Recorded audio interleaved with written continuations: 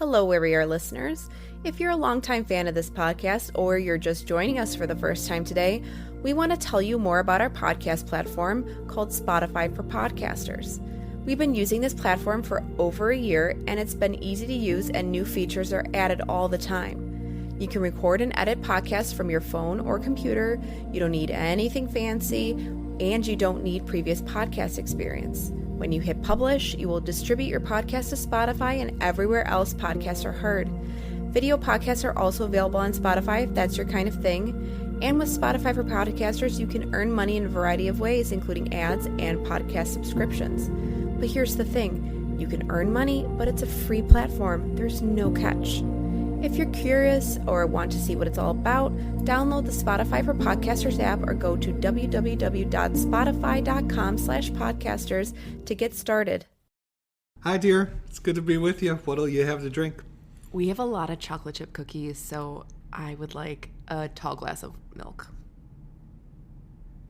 We can do that.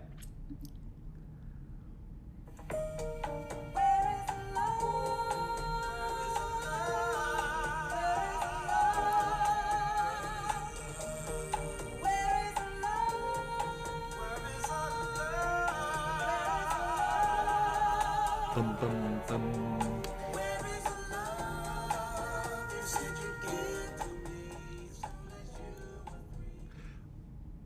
This is Where is the Love? I am Michael Ware. I'm Melissa Ware. And Melissa, I think we have something of a metaphor for marriage here. Yeah. And you know I'm very happily married to you, but okay. The original conceit when I came up with the "What are you drinking?" opening to the podcast was like, we're going to be drinking like some really like cocktails and like, you know, we're going to show, we're really living it up. And I think like 5 out of the 7 episodes, it's been like, you know, like chamomile tea, milk, But, I mean, water with juice. So we had cookies, and so I wanted milk. That's the whole story. I mean, I do ask you what you want. Yeah, you ask me what conditions. I want. Okay, yeah, no. And I mean, like marriage, it has evolved to something beautiful in its own right, even if it isn't exactly what we thought it would be getting in. We're growing together. It's beautiful. Yeah, what you said. Well, hey, we're recording this on a Tuesday because we have some travel coming up, and so we don't have the top 5 yet because we take the top 5 from that week's content, and we're still at the very early part of this week. And so what we thought we'd do is just cover some interesting political stories that have stuck out. I may write on these at some point, so this might end up being a preview of some of the writing that you'll see on the Substack, or we may just say we cover it in the podcast, and that's that. I guess before we jump in, I usually save this for the end, but this is a great episode to remind folks that this podcast is a sort of a sidecar to sort of the Robin to the Batman of our newsletter. And so it's a newsletter we've been doing for years and years. Would love for you to join the community. Philanthropists, civic leaders, religious leaders receive a few times a week a curated news analysis from Melissa and I. And so you can sign up at reclaiminghope.substack.com for that. And typically this podcast is directly tied to the top 5 that we send out typically on Sundays. And so would love for you to sign up for the newsletter. Would also encourage you all. It's been so great hearing the reaction from those of you. It's been a good indication that we should keep doing this podcast. Another great indication that we should keep doing the podcast is if you'll leave a review on iTunes or I don't know, does Spotify have reviews? You can click the little star thingies and give us 5 stars. Yeah, I mean, your choice, but but Melissa's being prescriptive here. 5 stars, and I won't. I shoot for the stars, Michael. I won't rebut that. And so, yeah, that would just be a great encouragement to us and algorithms, whatever. Let's dive in. Let's do it. And I think we'll start on kind of your side of the Atlantic. I mean, you're on this side of the Atlantic, but you've worked for the Brits. Yes, and, many years. And you know the Brits well. Yes. And the Brits are wound up in a tizzy. Is that sufficiently British? Is that kind of British? Yeah, they're not feeling chuffed. Yeah, Melissa, all of my British friends right now are like rolling their eyes. They're like, "Oh, come on, Melissa." Melissa, tell the people the basics of what's happening in British politics right now. So the Prime Minister Boris Johnson is in a bit of a scandal right now. He has been for the last several weeks with a few different things going on, but the key one right now is that it was found out that in December of 2020. Downing Street, where the Prime Minister lives and runs the country out of, held Christmas parties. Think of it. December 2020, what was going on? We were in the height of COVID, and the UK was in a lockdown, and so meeting with more than a couple of people was actually illegal at the time. And yet they found that 24 people had attended this one party. There's pictures of it. And so... rightfully so, many members in Parliament, citizens across the country are very upset over this. How could the Prime Minister go against his own rules, his own policies, do something that's actually illegal? Even to the point where the Tories, the Conservative Party, that's the Prime Minister's party, have turned on him. They produced a report called the Gray Report, which looked into these parties, to actually do a fact-finding mission to determine that they did in fact happen. And Theresa May, who is a Tory and the former Prime Minister before Boris Johnson, she recently she delivered some frosty remarks, very concise but frosty remarks at a Prime Minister question PMQs session, which PMQs are a very special, unique British political event that happens every Wednesday afternoon. It's in the Constitutional Convention for the UK, where the Prime Minister goes to the House of Commons and has to answer the questions of his fellow MPs. So it's a really unique democratic process where citizens can watch it live on a couple of BBC channels. It's been broadcasted, I think, since the early 90s. I think it was 1990 it first started being broadcast. But also, citizens MPs, they get to ask questions. And so it's just a really interesting process, especially if you haven't heard of them. But Theresa May, we really want to play a clip of some of the things that she said. Yeah, and so just again, and Melissa, that was a really good overview. It is like stunning to think about. It's a big event in American politics when the president of the United States takes questions from members of Congress, for instance. Yeah. Like, a lot of planning goes into it, a lot of negotiation. I remember in the first couple of years of the Obama administration, it was a big deal when Barack Obama went to the Republican caucus conference to answer questions about, I believe it was about health reform at the time. And it's a unique occasion here. In the UK, every week, it's just kind of, I would call it a spectacle, but it's too normal in the UK to be a spectacle. And then the other thing that's interesting here, right, is like Theresa May was Prime Minister, but it's quite common. David Cameron or Gordon Brown went back to serve. It's actually not uncommon for Prime Ministers when they leave that office to return to be an MP serving their local constituency. Yeah. And so you have this environment where Theresa May, former prime minister of the same party, is in a position to really deliver what we might look back on as a critical blow. And we're going to play you this, and then I have just a comment about how this reflects, or how this, I think, speaks to the political moment that we're in the States that folks should be attentive to. But here's the audio from this pretty incredible exchange. Thank you, Mr. Speaker. The COVID regulations impose significant restrictions on the freedoms of members of the public. They had a right to expect their Prime Minister to have read the rules, to understand the meaning of the rules, and indeed those around him to have done so too, and to set an example in following those rules. What the Gray report does show is that number 10 Downing Street was not observing the regulations they had imposed on members of the public. So either my right honourable friend had not read the rules, or didn't understand what they meant, and others around him, or they didn't think the rules applied to number 10. Which was it?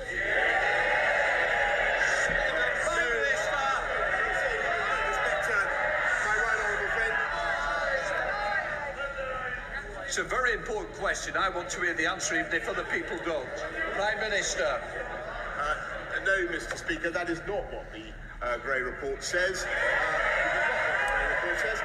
But if I suggest that she waits to see the conclusion of the inquiry. So, I mean, pretty stunning. I mean, one side note to point out is that my favorite role in British government is the sassy parliamentarian. I just think that's a really... That's his official title. Yeah, sassy. Her yeah, official title. He's never not allowed to be sassy. That's very true. We allow no religious tests for office in America, but in the UK they allow a sass test. But right, stunning. And there was a level of drama and really accountability in that moment that only happens, like, it's very hard to construct that. I mean, I think of presidential debates as the only time where leaders are exposed to that level. I mean, especially executive leaders, and Congress, obviously, there's a little more back and forth. But so that's, it was stunning.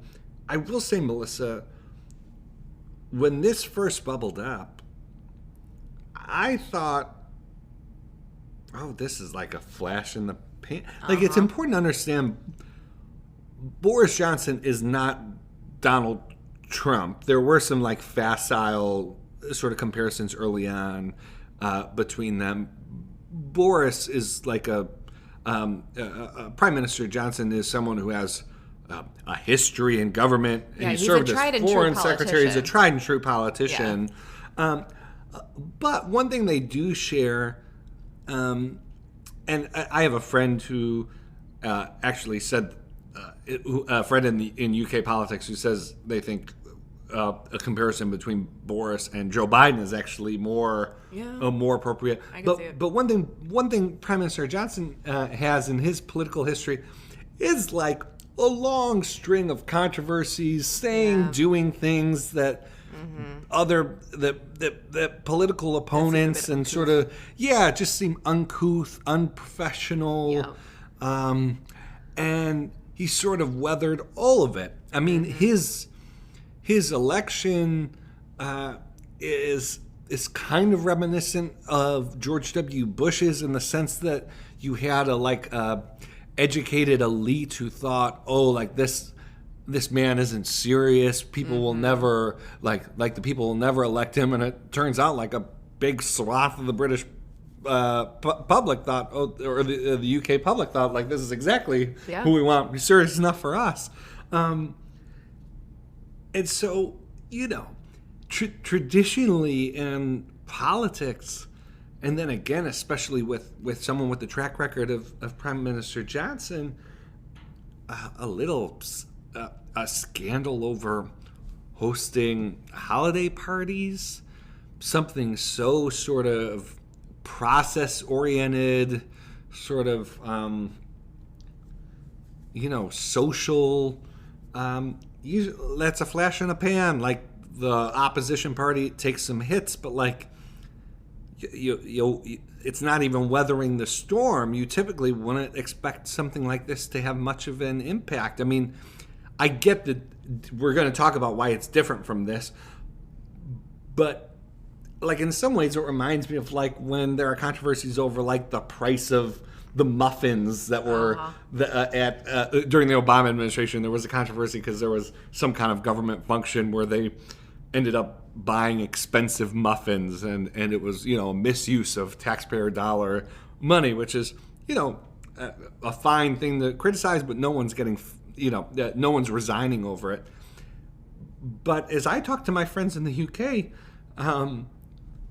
this is the most in danger Boris Johnson has been, like, ever. Like, people, like, there are Tories who think he may have to resign over this. That's a long wind up to my point that I think an important lesson to learn from this, and that I'm learning from this, and that has hit home for me, is that when political controversies touch on COVID, have anything to do with COVID, the sacrifices people have made over this time, the political costs to pay will defy what typically would have been conventional wisdom, what typically would have been like, oh, this is like a 24-hour news story. And that's because COVID, unlike so many other things in politics, has actually palpably, tangibly reached into the lives of virtually the entire electorate in the UK and here. And so there's a salience to COVID that there just isn't when other political controversies related to issues, related to constituencies, related to even, government corruption. Like, the government just feels so distant from some people, and people assume it's corrupt anyways, and that kind of thing. But COVID stuff, controversies related to COVID, I think it's an important lesson heading into the midterms. It'll be interesting to see if there are analogs to this as we head into the midterms of politicians not somehow betraying the public trust or dishonoring the sacrifices that other Americans have made, especially as it relates to government regulations. And so I'm just like putting the flag out there. This is a new political moment, and political strategists on both sides ought to be really primed to be, sensitive to COVID has changed what's a weatherable controversy, I think, and it's something to keep an eye on.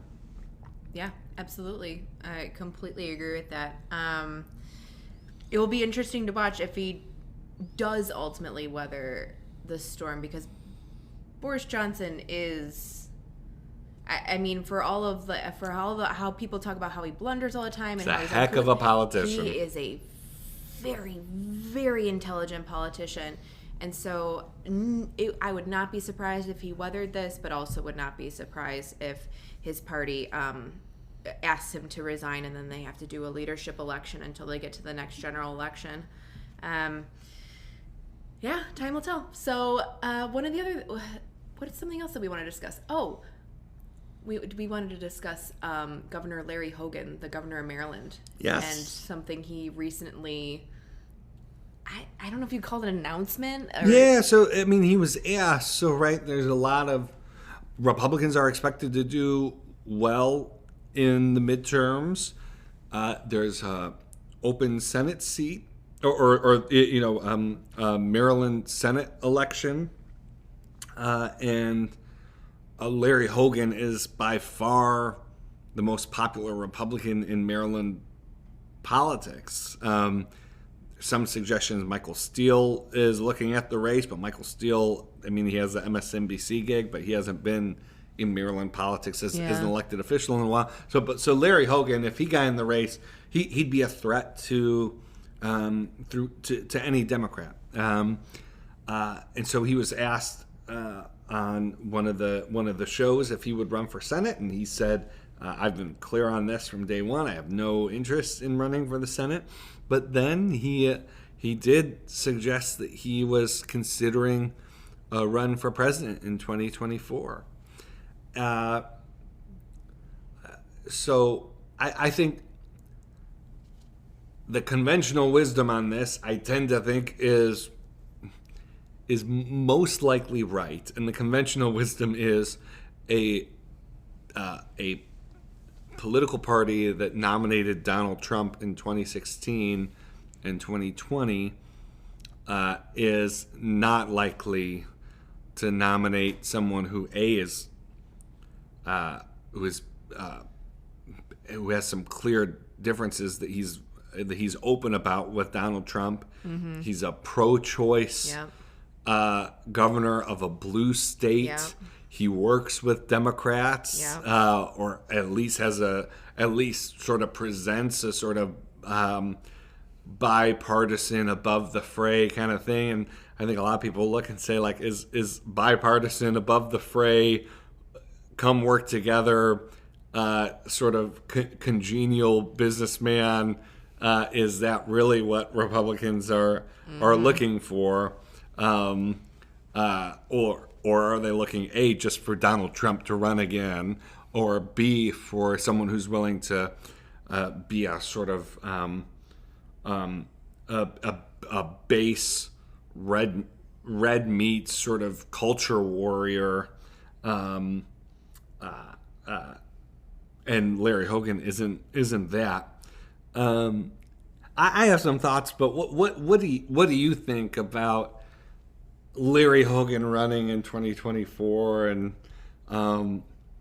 do you think there's a lane for him, and sort of what did you think when you heard that he's sort of floating a potential candidacy out there? So I really like Hogan. He's now our governor. We live in Maryland now. I really like him. I mean, yeah, I'm a Democrat, and yes, I absolutely disagree with him on several issues, but I like that he's not a culture warrior. Now, is there a lane for a Republican candidate that's not a culture warrior? My instincts tell me no, even though I wish there was a lane. I wish that for all the people who, and we know a lot of people who wish there was a lane, that we could open something up for him to actually get in. But I mean, really, the thing that I was thinking the most, that when I saw this news, was, what is the timing here? Why is he saying this now? And I wanted to ask you that question. What do you think? So I think,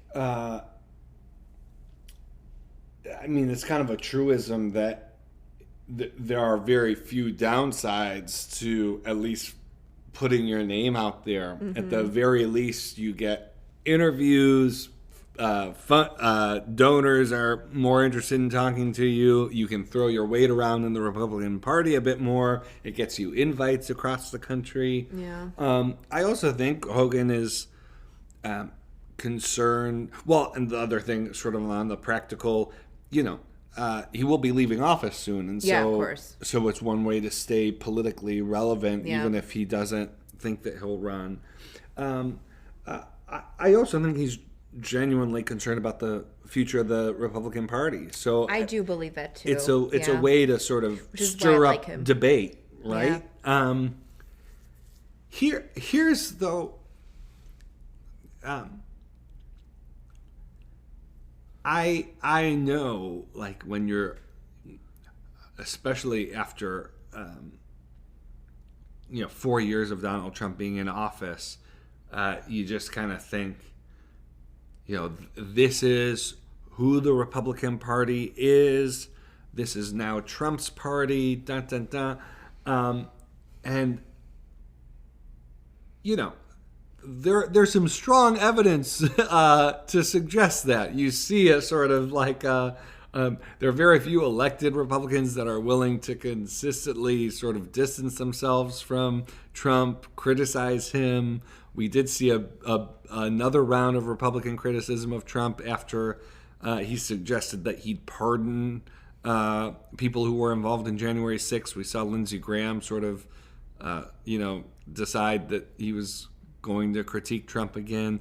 But I get those who say, like, look at the evidence. They lined up behind him in 2016 with very few exceptions. They supported him throughout his presidency. Only a handful voted to around January 6th to hold him accountable. Mitt Romney, voted for impeachment, but I get all those arguments. I also just want to remind people,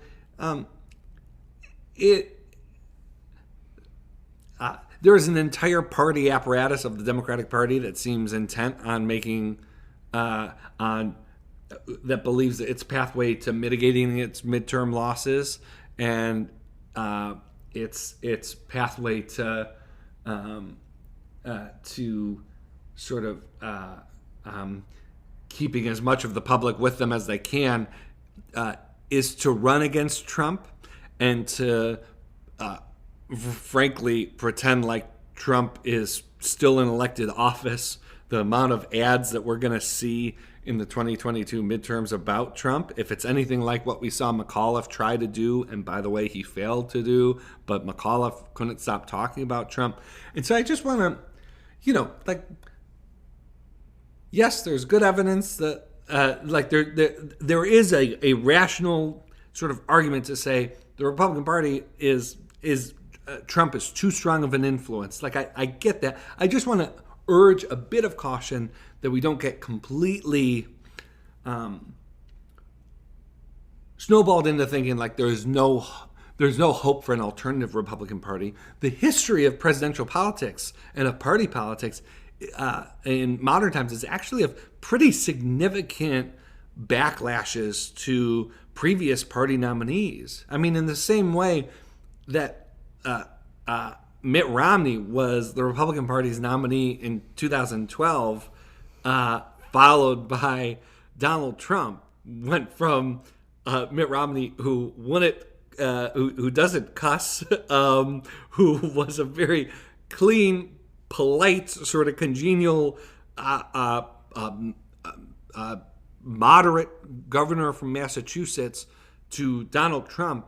That's a huge change. We went from, just remember 12 years ago, the Republican Party was led by, or I guess now it's 13, 14, was led by George W. Bush, who was supporting the DREAM Act. And just, by the force of Donald Trump, the party, obviously this is a more complicated story, but just talking about sort of the party leaders, you went from George W. Bush, who supported something like the DREAM Act, supported comprehensive immigration reform, to 8 years later, the party being represented at the presidential level, the leader of the party, the person that was nominated as someone who was very against comprehensive immigration reform, had a very different posture towards immigrants, for instance. I guess my point is, Melissa, leaders can change things still. And we're going to see quite a bit of change in our politics over the next 6 months, over the midterms. And I just wouldn't count out, Larry Hogan may be too outside, but I wouldn't count out the Republican Party looking quite different in 2024. It's at least its nominee looking quite different than it did in 2020 and 2016. I'll just give you one hypothetical, right? So you think there's no way that the Republican Party will nominate someone who's even squishy on abortion. Well, first of all, they nominated Donald Trump, who ended up appointing Supreme Court justices who will see how pro-life they are. But so I think that suggests something. A party that did entertain Rudy Giuliani at points as a potential sort of leader. Rudy Giuliani was pro-choice. Condoleezza Rice was pro-choice. So there's precedent there for the Republican Party nominating folks who and sort of lifting up folks for leadership who aren't the most staunch pro-lifers. But imagine the Republican Party post-Dobbs, where if Dobbs significantly undermines Roe, if it turns the abortion issue to the states, you'll see within 6 to 9 months the Republican-controlled states that don't already have laws on the books to ban or significantly limit abortion. You'll see other Republican states move. We could see Republicans make the judgment that actually the best hoped for from their perspective, like state of law around abortion, it's possible, just possible, that they will have achieved it within the next 12 months. You wonder if at that point a Mitch Daniels-esque, so Mitch Daniels was a former governor of Indiana. He was going to run for president, and he floated out there that he would run by offering a truce on social issues. When he tried to do it, it fell flat.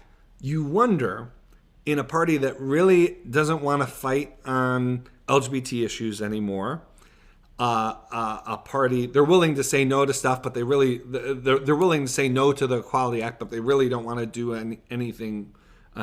They've made their peace with Obergefell in terms of Republican members of Congress and that kind of thing, mostly.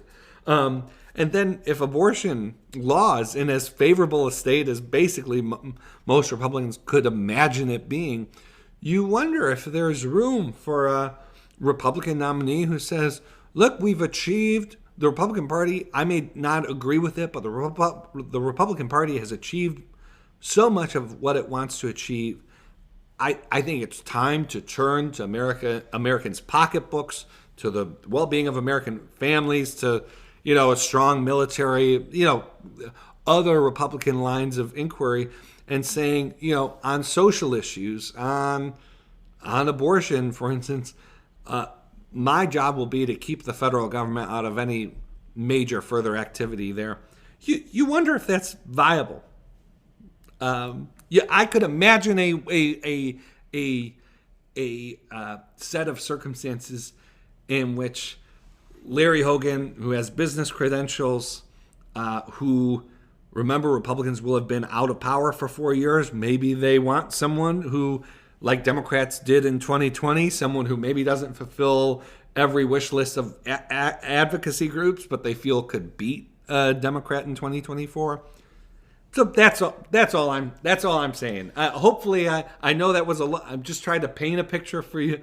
I think the main point the main point I want you to take out of all of that is, whether it's Larry Hogan or someone else, don't count out the fact that the Republican primary electorate is not as dogmatic and ideologically committed as the loudest voices on Twitter, or as even like the grassroots organizer folks. Like, Republican primary has a lot of folks who are going to be compelled by leadership styles and by all kinds of dynamics that actually means that you could see a significant swing in sort of the policy priorities or even the persona of the person they nominate. And it's something to keep an eye on.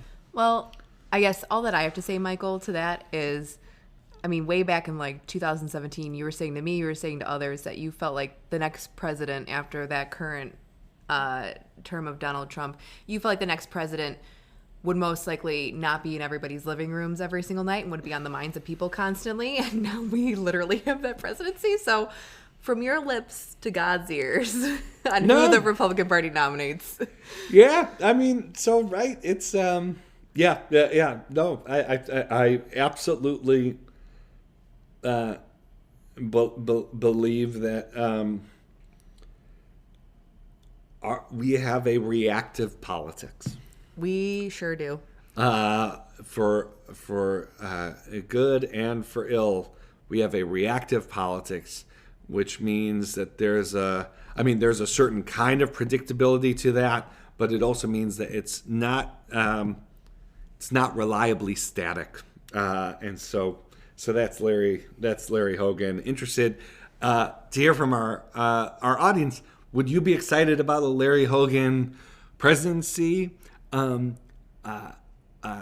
And I think there are several ways to ask that, right? I mean, I think I'd be excited about Larry Hogan presidency if it meant that we didn't have Donald Trump back in office. I know many Democrats who privately would say the same thing, of course, but also, and I think one of the reasons why you're going to see so many attacks on Larry Hogan, just like you saw attacks on, frankly, like, well, this is to go down a whole other rabbit hole that you and I have talked about, Okay. but like, Yeah. let me just give you the scoop. Actually, let me just. This is just from you to me. We're going in.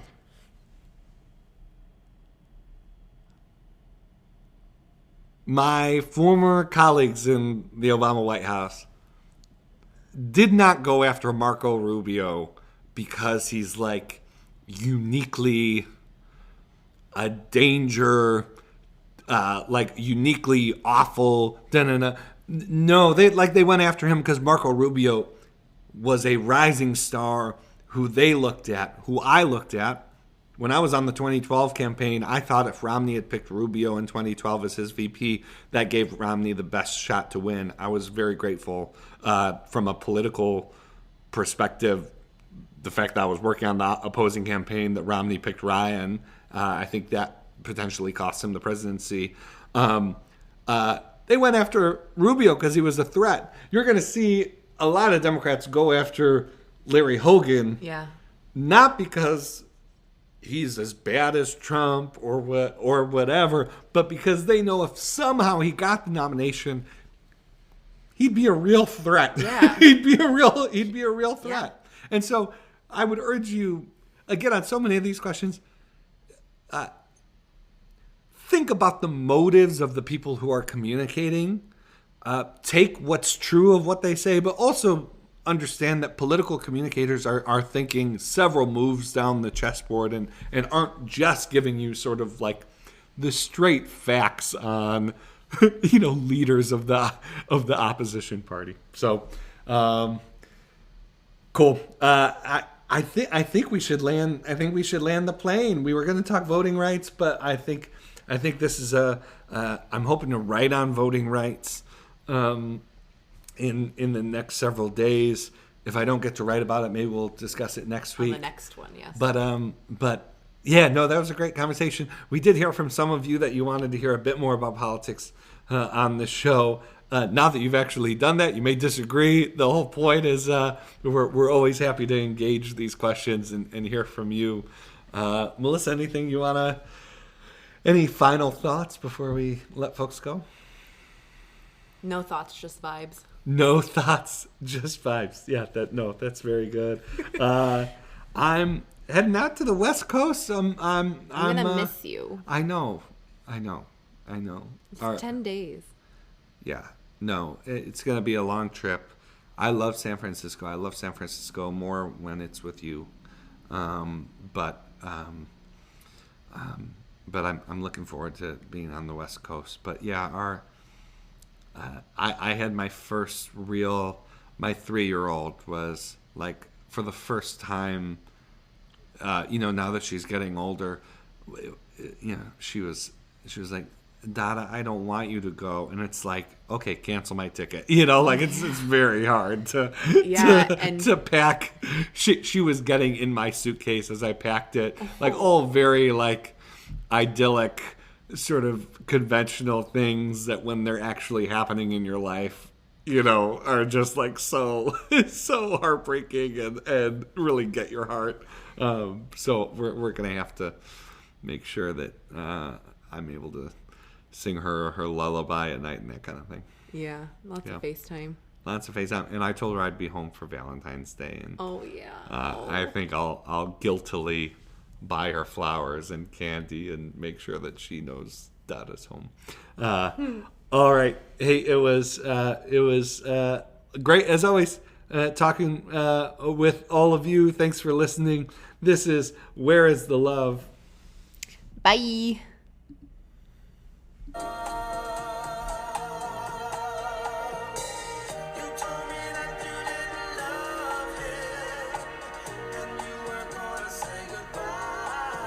Bye. I just realized it's in the song. I mean, Michael, come on.